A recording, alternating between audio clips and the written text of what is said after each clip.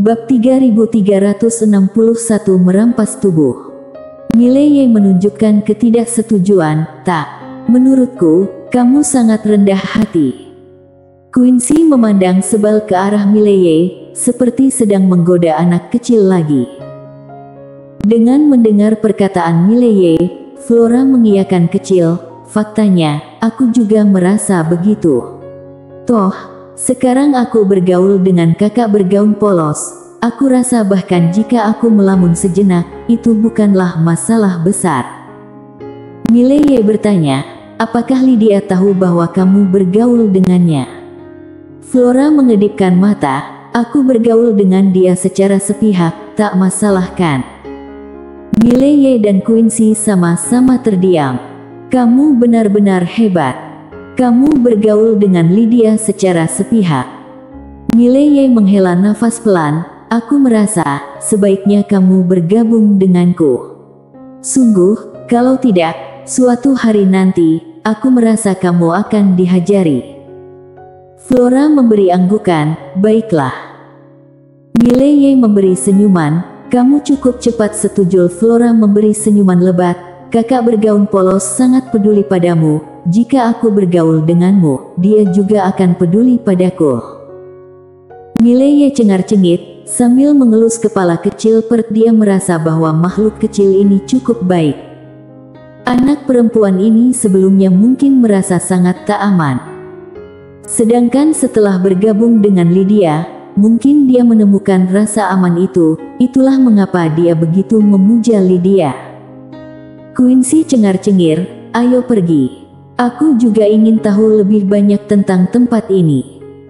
Mileye memberi anggukan, tak bisa dipungkiri, dia sangat penasaran dengan tempat ini. Keduanya melanjutkan perjalanan bersama dengan peri. Mileye menyaksikan sekeliling, seketika dia menyaksikan tanah yang dipenuhi darah dan bahkan setelah begitu banyak tahun, dia masih bisa mencium bau darah yang menusuk di tempat ini. Restart alam semesta. Mileye mengerutkan kening dengan serius. Dia belum pernah menyaksikan pemandangan seperti itu, tetapi menyaksikan tanah pemakaman di depan matanya, dia dapat membayangkan seberapa kejamnya saat restart alam semesta pada zaman dahulu. Dan jika saat ini kosmos mengalami restart, semua makhluk spiritual di alam semesta Guanxuan akan dihapuskan. Saat itu, mendadak Quincy berbicara dengan pelan, semua makhluk spiritual di alam semesta ini seharusnya bersyukur pada Nona Destiny. Di sampingnya, peri mendadak berbicara, tidak. Quincy menatap peri kecil, dan peri itu menatap Mileye. Kita harus berterima kasih pada kakak Mileye, karena kakak Susukun menghentikan roh alam semesta ini demi dia. Kalau tak, dari yang aku tahu tentangnya, dia seharusnya tak peduli. Quincy terdiam. Memang, jika bukan karena Mileye, dengan kepribadian Nona Destiny, dia pasti tak akan peduli dengan kelangsungan hidup kosmos ini. Mileye menunjukkan ketidaksetujuan sambil memberi senyuman, aku bahkan tak tahu berapa banyak hal yang telah Lydia lakukan untukku di balik layar.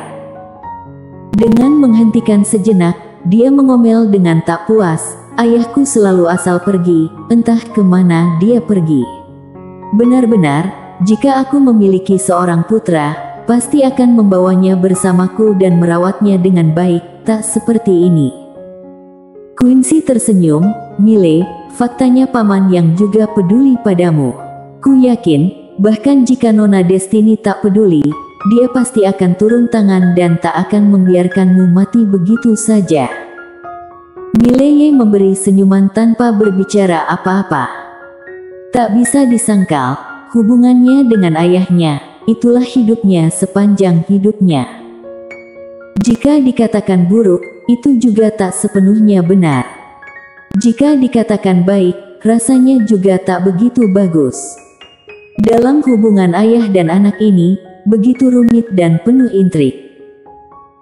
Setelah beberapa saat berjalan, mendadak, Mileye berhenti, tak jauh dari sana, seorang pria berdiri dengan sebilah tombak panjang berwarna emas tertancap di perutnya.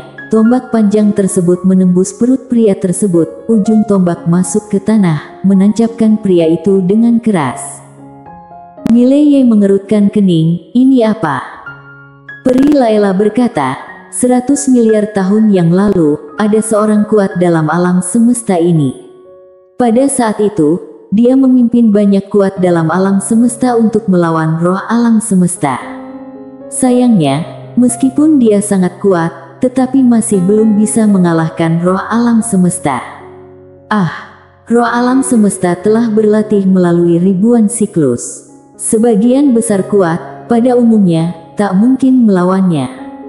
Mileye menatap pria tersebut dan bertanya, namanya apa? Peri berbicara, namanya Tanah Pria. Mileye menatap peri dan peri mengedipkan mata, aku yang memberinya nama, dia berdiri di atas tanah dan dia seorang pria, jadi aku menyebutnya Tanah Pria. Mileye menunjukkan ketidaksetujuan langsung. Ini pertama kalinya dia menyaksikan seseorang memberi nama lebih aneh daripada dirinya sendiri. Mileye mendekati pria tersebut. Meskipun pria itu tertancap, dia masih angkat kepala dengan gagah, tubuhnya tegak lurus. Quincy berbicara pelan, pada zamannya, dia pasti merupakan sosok yang mengagumkan. Mileye memberi anggukan, berani melawan roh alam semesta, pasti bukan orang sembarangan. Menyaksikan pria di depannya, Mileye mendadak merenung. Tanpa Lydia, makhluk spiritual di alam semesta Guanxuan, kemungkinan besar akan bersama-sama melawan roh alam semesta seperti makhluk spiritual pada siklus sebelumnya dan hasilnya mungkin tak jauh berbeda dengan pria di depannya. Melawan roh alam semesta. Dilihat dari situasi sekarang, seluruh alam semesta Guanxuan, kecuali 3 pedang dan pemilik kebenaran agung, mungkin tak ada yang bisa melawan roh alam semesta ini. Berpikir tentang itu, Mileye menoleh ke arah peri, apakah pemilik kebenaran agung bisa mengalahkan roh alam semesta ini? Peri menunjukkan ketidaksetujuan, tak tahu. Mereka belum pernah bertarung. Tapi yang aku tahu, pemilik tinta agung pernah datang ke sini dan berbicara dengan roh alam semesta ini, itu terjadi bertahun-tahun yang lalu. Mileye agak penasaran, apa yang mereka bicarakan. Peri berpikir sejenak, lalu berbicara, pemilik kebenaran agung mencoba meyakinkannya untuk tak menghidupkan kembali kosmos. Dia mengatakan bahwa kosmos ini tak bisa dihidupkan kembali sekarang, jika tidak, itu berbahaya. Namun, sepertinya roh alam semesta ini tak percaya. Mileye terdiam. Peri melanjutkan, aku akan memberitahumu, roh alam semesta ini sebelumnya benar-benar sangat arogan, meremehkan orang dengan sangat berlebihan. Tapi, tampaknya dia cukup sopan dengan pemilik kebenaran agung, terlihat bahwa pemilik kebenaran agung memiliki keahlian. Mileye menunjukkan ketidaksetujuan sambil memberi senyuman, sepertinya pemilik kebenaran agung pasti memiliki keahlian yang lebih dari cukup. Berinteraksi dengan mereka, sejujurnya, insting memberitahu Mileye bahwa pemilik kebenaran agung mungkin tak kalah dengan 3 pedang. Peri cengar-cengir, tapi bagaimanapun, aku tak peduli begitu banyak. Sekarang aku hanya mengikuti kakak Mileye, denganmu, aku pasti sangat aman. Mileye cengar-cengir, kalau begitu, ikutlah aku.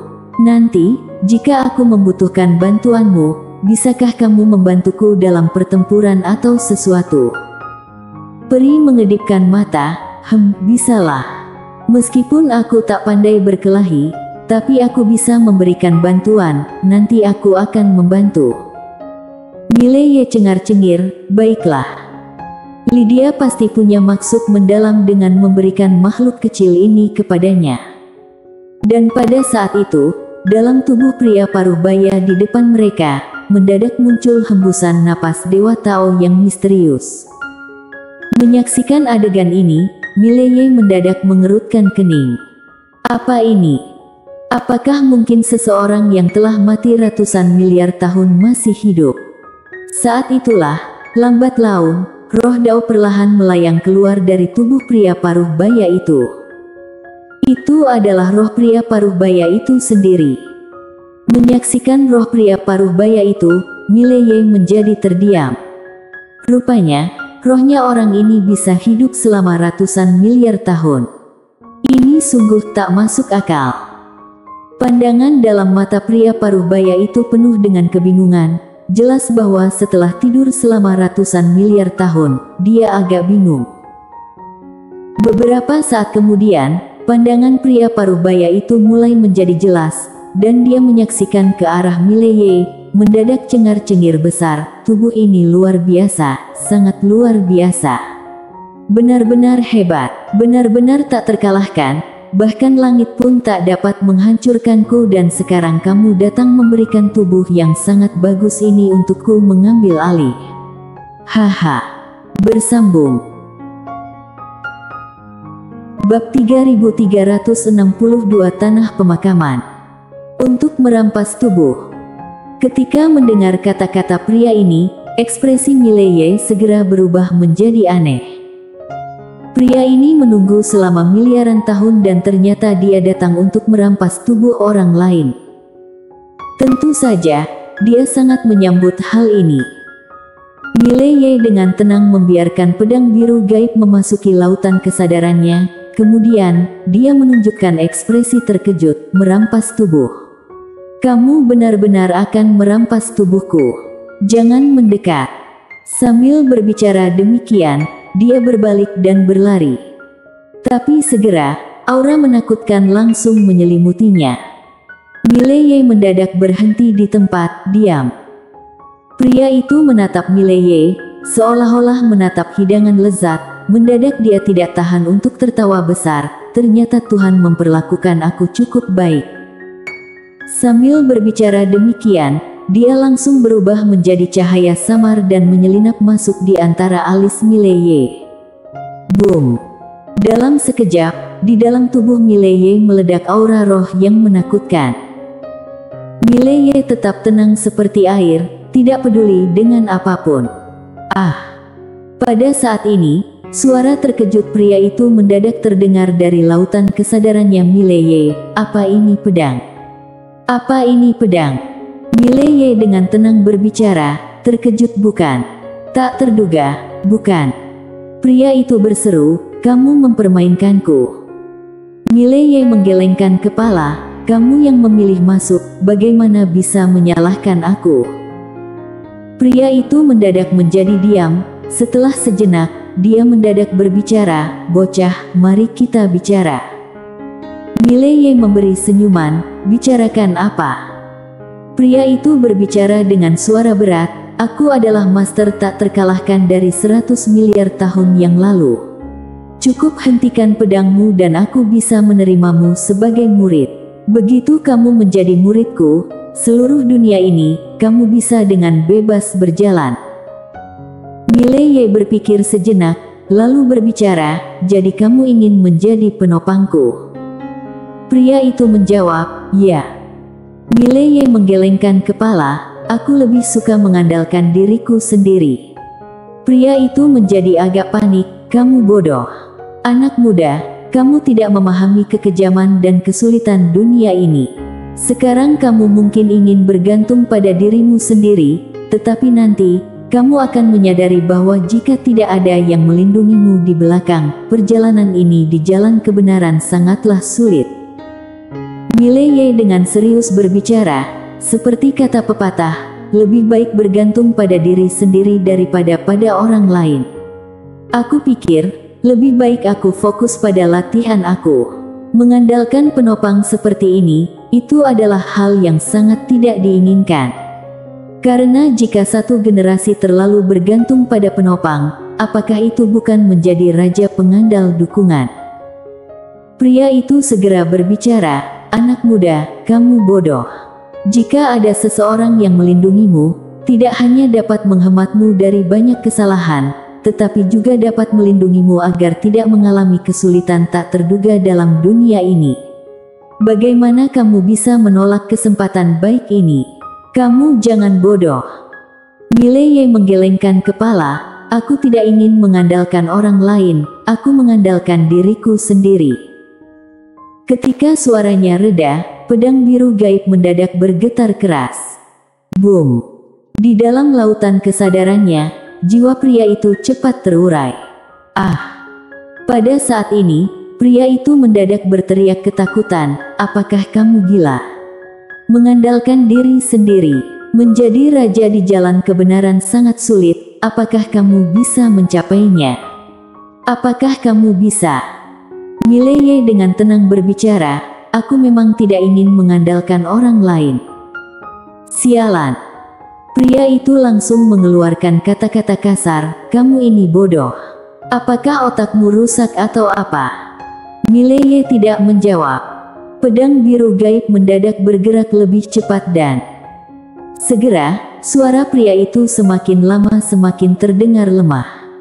Sementara pria itu masih terus bersumpah. Jelas, dia sangat tidak puas. Begitu menunggu selama 100 miliar tahun dan akhirnya bertemu dengan seorang yang aneh. Yang terpenting, dia juga seorang yang bodoh. Bagaimana mungkin dia tidak ingin mengandalkan orang lain? Apa yang ada di pikirannya? Tidak lama kemudian, suara pria itu benar-benar menghilang. Mileye membuka telapak tangannya dan pedang biru gaib muncul di tangannya. Boom! Pada saat itu, aura jiwa yang mengerikan mendadak meluap keluar dari dalam pedang biru gaib. Sementara itu, suara pedang Tao meluncur tinggi ke langit, menembus hingga ujung langit bintang.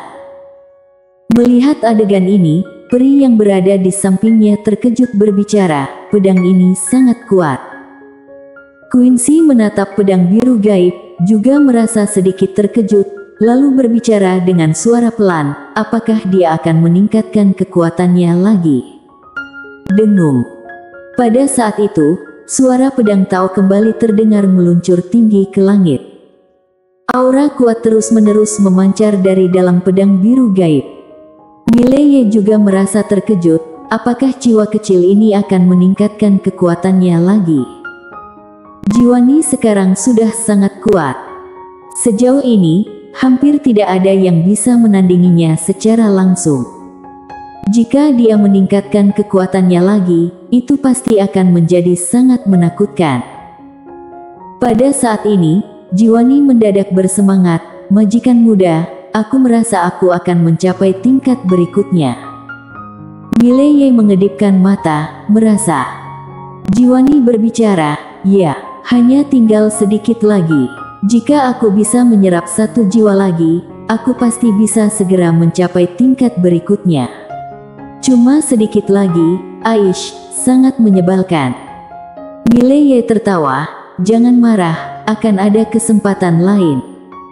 Jiwani berubah menjadi cahaya pedang Tao dan turun di depan Mileye, sambil berbicara manis, baiklah. Mileye menyimpan pedang biru gaib, lalu menatap peri, ayo pergi. Peri memberi anggukan, lalu membawa Mileye dan Quincy melanjutkan perjalanan. Tidak lama kemudian, Mileye kembali menemukan seorang mayat, tetapi mayat ini tidak memiliki jiwa. Jelas, ini adalah kematian yang sebenarnya.